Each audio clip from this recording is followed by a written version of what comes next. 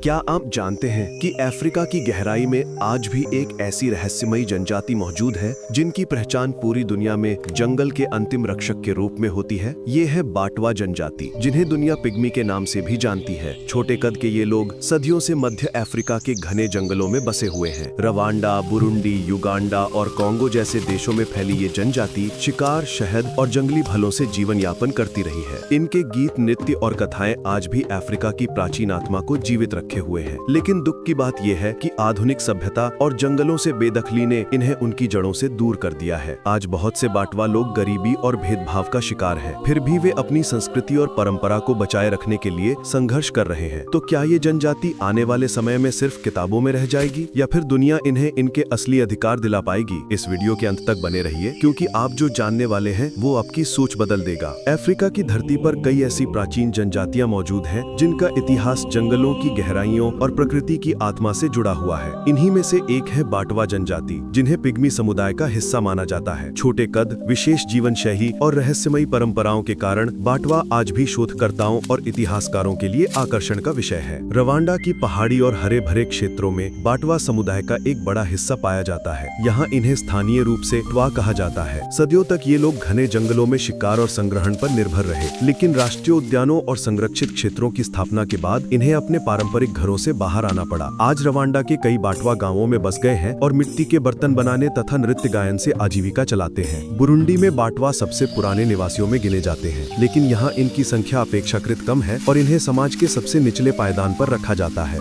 जमीन और संसाधनों तक इनकी पहुँच बहुत सीमित है। इसके बावजूद बुरुंडी के बाटवा अपने लोक नृत्य और पारंपरिक गीतों से अपनी पहचान बनाए हुए हैं। युगांडा में बाटवा लोग विशेष रूप से विंडी इम्पेनिट्रेबल फॉरेस्ट और महिंगा नेशनल पार्क जैसे क्षेत्रों में रहते थे। ये जंगल इनके लिए भोजन, दवा और आध्यात्मिक शक्ति का स्रोत थे। लेकिन जब इन जंगलों को गुरिल्ला संरक्षण क्षेत्र घोषित किया गया, तब बाटवा समुदाय को बाहर निकाल दिया गया। अब युगांडा के बाटवा समाज में बिखरे हुए हैं और मजदूरी और पारंपरिक कला के सहारे जीवन यापन कर रहे हैं। कॉन्गो के विशाल और रहस्यमयी वर्षा वनों में बाटवा जनजाति की सबसे अधिक आबादी मिलती है। यहाँ ये अब भी अपने पारंपरिक तरीकों से जंगलों में शिकार करते हैं और प्राकृतिक संसाधनों पर निर्भर रहते हैं। हालांकि कॉन्गो में लगातार संघर्ष और राजनीतिक अस्थिरता के कारण इनका जीवन बेहद कठिन है। कई बार ये संघर्षों में सबसे अधिक प्रभावित समुदाय बन जाते हैं। बाटवा जनजाति केवल मध्य अफ्रीका का ही हिस्सा नहीं, बल्कि मानव इतिहास का एक जीवंत अध्याय है। इनका भौगोलिक विस्तार चाहे 4 देशों में फैला हो, लेकिन इनकी आत्मा एक ही है, जंगल और प्रकृति के साथ सह अस्तित्व। आधुनिक चुनौतियों और संघर्षों के बावजूद बाटवा आज भी अपने अस्तित्व की लड़ाई लड़ रहे हैं और यही इन्हें वास्तव में अद्वितीय बनाता है। बाटवा लोग मूल रूप से शिकारी संग्राहक रहे हैं। इनका जीवन जंगल से गहराई से जुड़ा हुआ था। शिकार इनके भोजन का प्रमुख साधन था। ये लोग तीर कमान और भाले से छोटे जानवरों का शिकार करते, साथ ही मछलियां पकड़ते। जंगल से इन्हें शहद, फल, जंगली कंदमूल और औषधीय पौधे मिलते थे। इनकी जीवन शैली प्रकृति के चक्रों के अनुरूप थी, कभी शिकार, कभी संग्रहण और कभी पेड़ों से औषधियां निकालना। बाटवा समाज में साझेदारी महत्वपूर्ण थी। शिकार और भोजन अक्सर पूरे समुदाय में बांटा जाता था। उनका मानना था कि प्रकृति की देन किसी एक की नहीं, बल्कि सबकी है। यही सोच इन्हें आत्मनिर्भर और सामूहिक जीवन की ओर ले जाती थी। लेकिन समय के साथ साथ इनकी जमीन और जंगल छिन गए। राष्ट्रीय उद्यानों और संरक्षित क्षेत्रों के नाम पर इन्हें अपने पैतृक घरों से बेदखल कर दिया गया। नतीजा ये हुआ कि आज बहुत से बाटवा गांवों और कस्बों के किनारे बस गए हैं। अब ये मजदूरी, छोटे मोटे काम, टोकरी और मिट्टी के बर्तन बनाने, लकड़ी का सामान तैयार करने और नृत्य गायन जैसी गतिविधियों से जीवन यापन करते हैं। हालांकि इनका मन अब भी जंगलों से जुड़ा रहता है, पर मजबूरी ने इन्हें आधुनिक दुनिया की कठिन राह पर धकेल दिया है। बाटवा जनजाति की सबसे बड़ी धरोहर है इनकी मौखिक परंपराएं। ये लोग अपनी कहानियां, इतिहास और ज्ञान को लिखित रूप में नहीं, बल्कि गीतों और कथाओं के माध्यम से आगे बढ़ाते हैं। एक पीढ़ी से दूसरी पीढ़ी तक लोक कथाएं सुनाई जाती हैं, जिनमें जंगल, जानवरों और आत्माओं का वर्णन होता है। इनका नृत्य और संगीत केवल मनोरंजन नहीं,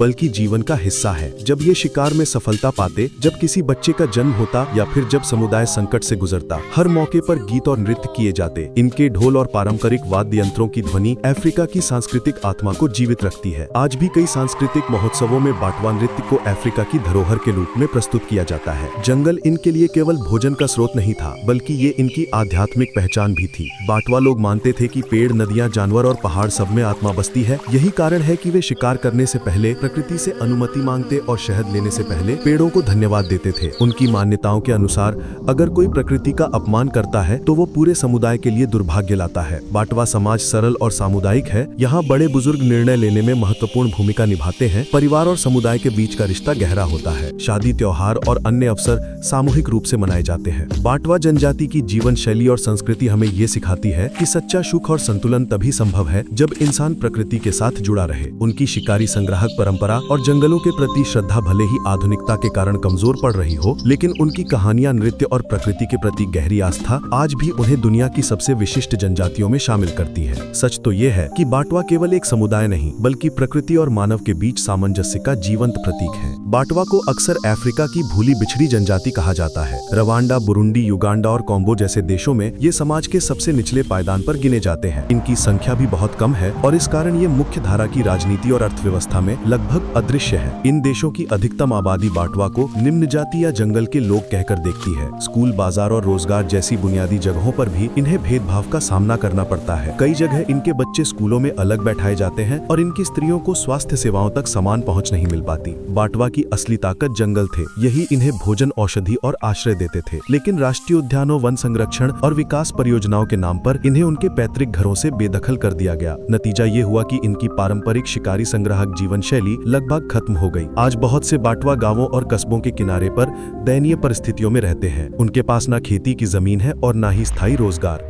गरीबी इनके जीवन का स्थायी हिस्सा बन चुकी है। शिक्षा और स्वास्थ्य सेवाओं से वंचित रहने के कारण ये नई पीढ़ी को बेहतर भविष्य नहीं दे पा रहे हैं। कई बार तो बाटवा परिवार एक समय का भोजन जुटाने में भी असमर्थ है। यही कारण है कि इन्हें अक्सर अफ्रीका के सबसे गरीब समुदायों में गिना जाता है। पिछले कुछ दशकों में कई अंतर्राष्ट्रीय संगठन, मानवाधिकार समूह और स्थानीय एनजीओज बाटवा समुदाय के लिए काम कर रहे हैं। इनका उद्देश्य है इन्हें शिक्षा तक पहुंच दिलाना, स्वास्थ्य सेवाएं उपलब्ध कराना और सबसे महत्वपूर्ण भूमि अधिकार लौटाना। संयुक्त राष्ट्र और कई अन्य संस्थाएं बाटवा को आदिवासी अधिकारों की श्रेणी में मान्यता दिलाने का प्रयास कर रही हैं। कुछ क्षेत्रों में बाटवा बच्चों को शिक्षा दिलाने के लिए विशेष कार्यक्रम चलाए जा रहे हैं। हालांकि चुनौतियां अभी भी बहुत हैं, लेकिन धीरे धीरे बदलाव दिखाई देने लगा है। कई युवा बाटवा अब गांव से बाहर जाकर उच्च शिक्षा और रोजगार की ओर बढ़ रहे हैं। संगठन इस बात पर भी जोर दे रहे हैं कि बाटवा की संस्कृति, नृत्य और लोक कथाएं लुप्त ना हों। सांस्कृतिक महोत्सवों और प्रदर्शनों के माध्यम से इनके नृत्य और गीतों को दुनिया तक पहुंचाया जा रहा है।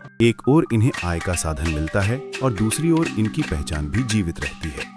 सच्चाई यही है कि बाटवा अब भी एक लुप्तप्राय जनजाति की तरह संघर्ष कर रहे हैं। भेदभाव, गरीबी और भूमि अधिकारों की लड़ाई ने इन्हें बेहद कमजोर बना दिया है। कई परिवार तो अब भी सड़क किनारे या अस्थायी झोपड़ियों में रहने को मजबूर हैं। बाटवा जनजाति की सामाजिक स्थिति हमें ये दिखाती है कि विकास और आधुनिकता की चमक के पीछे कितनी अनकही कहानियां छिपी हैं। कभी जंगलों के स्वामी रहे बाटवा आज समाज के हाशिए पर धकेले गए हैं। अंतर्राष्ट्रीय प्रयासों से बदलाव की किरण जरूर दिखाई दे रही है, लेकिन असली चुनौती ये है कि इन्हें समान अधिकार, सम्मान और सुरक्षा दिलाना। यदि समय रहते इनके लिए ठोस कदम नहीं उठाए गए तो ये प्राचीन जनजाति आने वाले समय में केवल इतिहास की किताबों तक सीमित रह जाएगी। अगर आपको ये रहस्यमयी यात्रा पसंद आई हो तो वीडियो को लाइक करना बिल्कुल न भूलें। आपके विचार और अनुभव हमारे लिए बेहद कीमती हैं, इसलिए उन्हें कमेंट में जरूर साझा करें। और हाँ, आगे भी ऐसी ही सच्ची, रोमांचक और रहस्यों से भरी कहानियां सुनने के लिए हमारे चैनल को अभी सब्सक्राइब करें। आपका एक छोटा सा कदम हमें और बेहतर कहानियां लाने की ताकत देता है। तो जुड़िए हमारे साथ, क्योंकि अगली कहानी और भी ज्यादा अद्भुत होगी।